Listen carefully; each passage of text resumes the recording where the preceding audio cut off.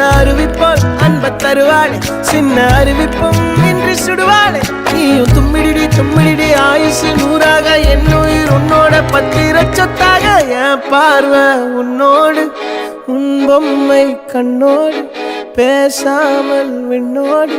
நாம் மிதந்து போவோம் காதாரா அடியாளோ